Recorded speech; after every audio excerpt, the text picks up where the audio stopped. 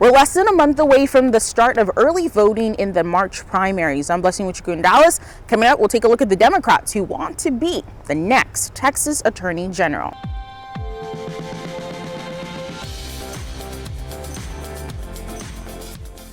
The last time Texas had a Democratic Attorney General was over 3 decades ago, and yet 3 Democrats running for the spot believe they will break the decades-long Republican stronghold. Yeah, Blessing Iwachuku speaks to the candidates ahead of their debate in North Texas.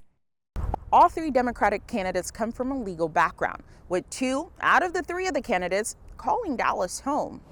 Just like on the Republican side, all but one of the 3 Democratic candidates running for Texas Attorney General is an elected official. Correct. I'm a first-time candidate, and I think that works in my favor. I think in this environment, in 2026, people are fed up with the status quo.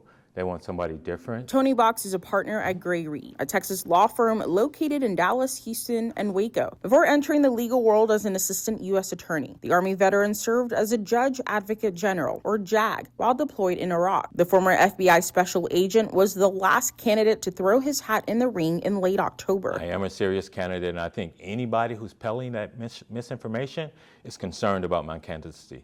I've done really well. State Senator Nathan Johnson was the first Democratic candidate to enter the Texas AG race. He believes not only will he be picked by his party this March, but he says he'll be the last man standing come November. What makes me think I could win as a Democrat in Texas? I had the same question when I ran for state Senate in 2018. No one had won that seat from the Democratic side in 32 years. I won that seat by 8 points. Johnson has been a member of the Texas Senate since 2019, representing nearly 1 million people living in Dallas County. The Dallas attorney says the Texas AG office hasn't been taken seriously for a while, and he says he's a serious candidate. I think the Republican Party in Texas right now is really struggling to have any kind of identity other than doing what they're told.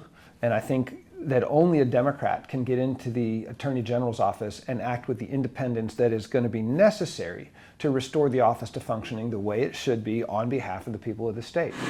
My name is Joe Jaworski. We head to the Texas Gulf Coast for the last AG candidate after a failed attempt for the position in 2022. Joe Jaworski believes this year will be different. I'm the only candidate who has the combined value of 8 years in public office and a 35-year full-time schedule as a lawyer. Jaworski served as mayor of Galveston from 2010 to 2012. Before leading the city through Hurricane Ike recovery efforts, he was a city council member and mayor pro tem in Galveston as well. I stood 10 toes down to fight for my constituents, and that's the leadership, that's the courage we need right now as the top lawyer for 2027 and beyond. If one of these 3 candidates can beat one of these 4 Republican candidates, it would be historic. The last time a Democrat was elected as Texas Attorney General was in the early 90s in Dallas. Blessing Iwachuku, Spectrum News.